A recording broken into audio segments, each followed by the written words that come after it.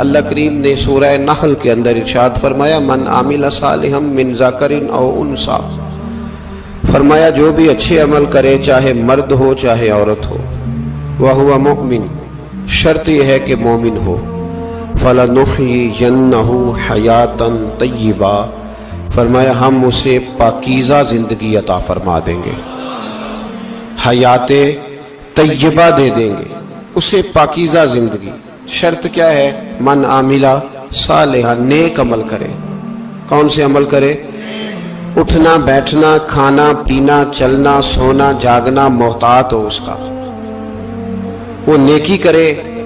قرآن پاک کے لفظوں کے حسن پر غور فرمائیے گا، فرمایا فَلَنُحْيِيَنَّهُ حَيَاةً طَيِّبَةً، ہم ضرور اسے پاکیزہ زندگی عطا فرما دیں گے، صاف ستھری زندگی، معیاری زندگی، خوبصورت شب و روز، آئیڈیل زندگی جس کو لوگ کہیں گے، وہ والی زندگی اسے دیں گے۔ اور دوسرے مقام پر سورہ طٰہٰ کی آیت نمبر 124 میں فرمایا وَمَنْ أَعْرَضَ عَنْ ذِكْرِی، جو ہمارے ذکر سے منہ پھیرے گا، جو ہمارا کھا کے چہرہ کسی اور طرف کرے گا، جو چلے گا ہماری زمین پر لیکن توجہ کسی اور طرف ہوگی، آسمان کی چھت ہماری بنائی ہوئی لیکن اس کے خیالات کہیں اور ہوں گے، فَإِنَّ لَهُ مَعِيشَةً ضَنْكًا، فرمایا ہم اسے تنگ زندگانی عطا کر دیں گے، اس کی زندگی تنگ ہو جائے گی، اس کی معیشت تنگ ہو جائے گی۔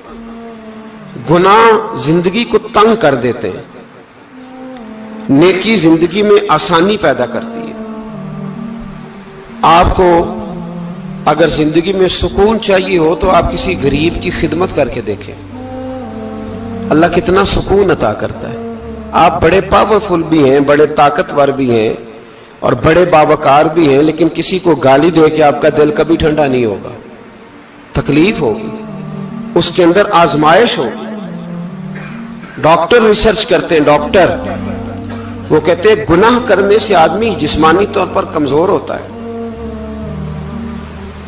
لیکن وہی عمل اگر وہ بطور نیکی کرتا ہے تو اللہ اس میں اسے قوت عطا فرماتا ہے، اسی عمل میں اللہ اسے قوت عطا کر دیتا ہے۔ میں صرف اشارہ دے رہا ہوں، اس بات کی تفصیل میں نہیں جانا چاہتا۔ میرے عزیز یہ یاد رکھیں کہ نیکی آپ کو سکون دے گی، نیکی آپ کو ٹھنڈا کرے گی۔ اللہ تبارک و تعالیٰ نے قوموں پہ عذاب نازل کیا اور قرآن مجید فرقان حمید نے ان قوموں کے تذکرے بیان فرمائے۔ بھائی کس لیے بیان کیے؟ کہ ہم عبرت حاصل کریں، ہم یہ غور کر لیں کہ یہ کام ہم نے نہیں کرنا، اس کام سے ہم نے بچنا ہے، ہم نے غور کرنا ہے کہ یہ چیز ہمارے اندر۔ لوگ کہتے ہیں نہیں جی نہیں، ہم پہ یہ عذاب نہیں آئے گا، بالکل نہیں آئے گا، اس میں شک نہیں۔ پر اللہ نے بیان کس لیے کیا تھا؟ بیان کیا قرآن مجید معاذ اللہ کسی ایسی چیز کا بیان کرتا ہے جس کی ضرورت نہ ہو؟ قرآن پاک نے ایک ایک حرف ایسا بیان کیا جس کی مسلمان کو ضرورت تھی۔ قوم نوح کا ذکر فرمایا قرآن پاک نے، حضرت نوح علیہ السلام کی قوم کو حضرت نوح علیہ السلام نے 1500 سال سمجھایا ہے، کچھ لوگوں نے 950 سال لکھا ہے نا، اعلیٰ حضرت نے لکھا 1500 سال عمر ہوئی حضرت نوح علیہ السلام کی۔ اللہ تعالیٰ بندے کو جلدی سزا نہیں دیتا، بلکہ قرآن مجید میں ایک جگہ رب کریم اس طرح بھی فرماتا ہے کہ جب بندے مجھے بھول جاتے ہیں تو میں ان کے لیے نعمتوں کے دروازے کھول دیتا ہوں۔ بندہ سمجھتا ہے کہ میں کچھ تو ہے نا کہ میرے اندر کہ میں جدھر جاتا ہوں خیر ہی خیر ہو جاتی ہے، وہ سمجھتا ہے کہ میری عقل ہے، حالانکہ اللہ اسے ڈھیل دیتا ہے، اللہ اسے ڈھیل دیتا ہے۔ گناہوں کی سزا کے 3 طریقے ہیں، ایک ہے متنبہ کرنا، تنبیہ کرتا ہے اللہ، بندہ متنبہ ہو جاتا ہے، یہ اللہ کا بہت بڑا احسان ہوتا ہے۔ ایک ہوتا ہے مہلت دینا، اور ایک تیسرا ہوتا ہے اللہ خفیہ تدبیر کرتا ہے۔ تھوڑا سا سمجھیے گا، انسان پر کوئی آزمائش آئی، فوراً اس کی چھٹی اس نے کہا کہ وہ فلان جگہ غلطی کی تھی تب ایسا ہوا ہے۔ ہوتا ہے نا کئی دفعہ آواز آتی ہے نا اندر سے، چلیں بول دیں کچھ نہیں ہوتا آپ کو، اللہ جانتا ہے یہاں کوئی کچھ نہیں کہے گا آپ کو، اور ہماری تو ویڈیو بھی نہیں گھومتی، یعنی خبر بھی نہیں ہو کہ کس نے ہاں کر دی کس نے نہ کر دی۔ آپ بغیر ٹینشن کے بات چیت کریں، آج کچھ نہیں ہوتا انشاءاللہ تعالی۔ آتی ہے اندر سے آواز، میں آپ سے اس لیے ان چیزوں کی تصدیق کراتا ہوں کہ باقیوں کو بھی آتی ہے کہ نہیں۔ اس لیے تصدیق. کبھی کوئی کسی جگہ انسان پریشان ہوتا ہے تو محسوس کرتا ہے کہ وہاں مجھ سے ہوتا ہے نا جی. جس کو یہ نصیب ہو جائے بڑا خوش نصیب آدمی ہے. حضرت مولا علی فرماتے ہیں اگر تجھے دنیا میں سزا مل گئی تو بچ گیا ہے سمجھ, پھر اللہ کرم کرے گا, آخرت میں سزا نہیں دے گا. اور یہ یاد رکھ لے, وما اصابکم من مصیبت فبما کسبت ایدیکم ویعفو عن کثیر. اللہ فرماتا ہے دنیا میں تجھے جو بھی تکلیف پہنچتی ہے وہ تیرے ہاتھوں کے کرتوتوں کی وجہ سے پہنچتی ہے. ویعفو عن کثیر, فرمایا کثیر گناہ تو میں ویسے ہی معاف کر دیتا ہوں. یہ جو تیری زندگی میں دکھ ہے نا, یہ بھی میری قلیل سزائیں ہیں. یہ کثیر پر سزا, یہ قلیل ہے قلیل. یہ جو تمہاری زندگی میں تکلیف ہیں, انسان کو سزا ملتی. حضرت فضیل بن عیاض رحمت اللہ تعالی علیہ گھوڑے پہ بیٹھے تھے, گھوڑا شرارت کرنے لگ گیا, اچھلنے لگ گیا, کودنے لگ گیا. تو حضرت فضیل بن عیاض نیچے اترے, ایک کونے میں جا کے نماز کی نیت باندھ لی, 2 رکعت نماز پڑھی, پھر دیر تک استغفار پڑھتے رہے, روتے رہے, دعا کرتے رہے. واپس آئے, خادم عرض کرنے لگے حضور سمجھ نہیں آئی, گھوڑے نے تھوڑی سی شرارت کی, وہ بدکا ہے, آپ نے اس کو چھوڑا ہے اور چھوڑ کر کے آپ نماز میں لگ گئے. تو حضرت فضیل بن عیاض فرمانے لگے جب بندہ اللہ کی نافرمانی کرتا ہے نا تو جو چیزیں اس کی فرما بردار ہوتی ہیں وہ اس کی نافرمانی کرنے لگ جاتی. تو مجھے محسوس ہوا تھا کہ میں نے کہیں اللہ کی نافرمانی کی ہے, اس لیے ایسا ہوا ہے کہ میرے گھوڑے نے میری, تو میں توبہ کرنے لگا ہوں. اور اب دیکھتا ہوں بیٹھ کے بھلا کیا ہوتا ہے. میں نے سچی توبہ, حالانکہ مجھے یاد نہیں کہ میں کہاں بولا, پر کھری اور سچی توبہ کی. دوبارہ گھوڑے پہ بیٹھے تو گھوڑا بالکل صحیح ہو کے ساتھ چلنے لگ گیا. میرے بھائی جب یہ تنبیہ ہے اللہ کی طرف سے, یہ متنبہ کیا جاتا ہے کہ تو بعد آ جا. بہت ساری جگہوں پہ انسان کو وقتی طور پر اگر سزا مل جائے, نبی پاک علیہ السلام کی خدمت میں ایک صحابی آئے, بات مضبوط کر دوں, واقعہ سنایا ہے نا تو کچھ لوگ سمجھتے ہیں کہ یہ واقعہ ہے, تو میں ایک حدیث پاک امام بہقی کی لکھی ہوئی عرض کرتا ہوں. نبی پاک علیہ السلام کے ایک صحابی آئے اور ان کا سر پھٹا ہوا تھا,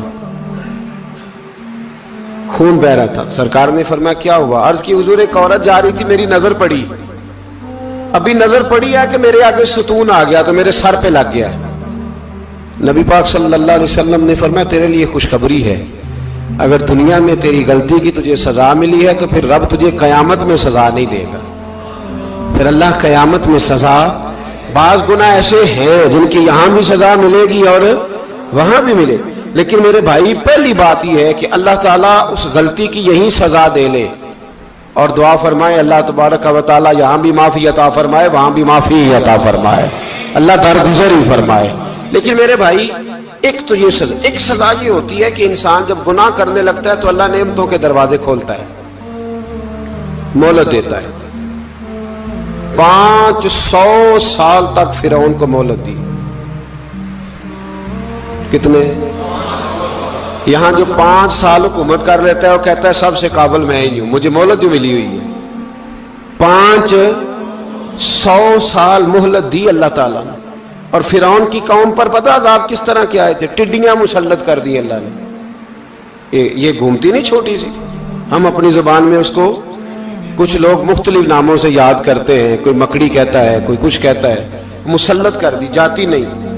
ان پر بنی اسرائیل کے ان مقابل جو فرعون کی قوم تھی ان پر الزام اس طرح کا عذاب آیا کہ مینڈک مسلط کر دی اللہ تعالیٰ. برتن کھولتے تھے اندر مینڈک نکلتا تھا, دنیا کی ہر دوائی استعمال کرتے تھے لیکن مینڈک نکل آتا تھا. تھوڑا سا سمجھا کریں چیزوں کو. ہمارے رنگ نہیں زیادہ گورے کہ ہم پر عذاب نہیں آتا. کوئی بہت زیادہ اللہ تعالیٰ معاف فرمائے دولت نہیں جمع کرا بیٹھے شاہی خزانے میں کہ ہم سے پوچھا نہیں جائے گا. یہ مہلت ہے, مہلت کو مہلت سمجھو. پھر جب پکڑ آتی ہے نا اللہ کریم کی, میں نے دیکھا ہے کروڑوں روپیہ, 6 اولادیں. ایک شخص کے بچے باہر سے آ رہے تھے, وہ بندہ بیمار تھا. مجھے کہنے لگا حضرت جی دعا کریں میں ان کے آنے سے پہلے مر جاؤں ورنہ آ کے مجھے مار دیں گے. دعا کریں. اتنی بے سکونی, کروڑوں روپیہ پڑا ہے تو یہ عذاب نہیں؟ کوئی ضروری ہے کہ پتھر ہی برسیں گے تو سمجھ آئے گی؟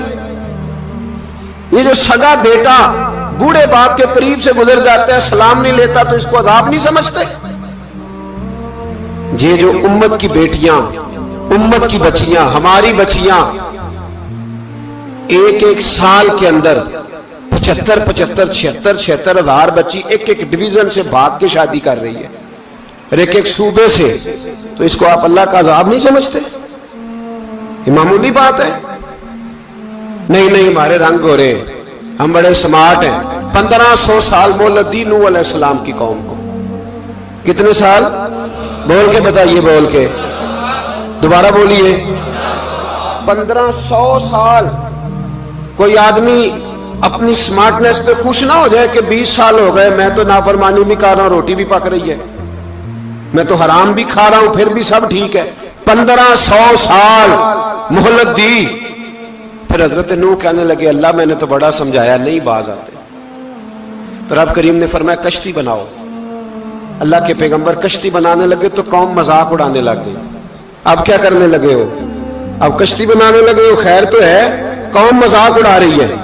حضرت نوح علیہ السلام کا آپ نے کشتی بنائی، پانی کہاں سے نکلا؟ نہ بارشیں ہوئی، نہ سیلاب آئے، ایک تندور تھا، اس کے اندر سے پانی نکلنا شروع ہو گیا۔ کبھی تندور سے بھی پانی نکلا ہے، پر جب نکالنے والا چاہتا ہے تو وہاں سے بھی ایک تندور سے پانی نکلا۔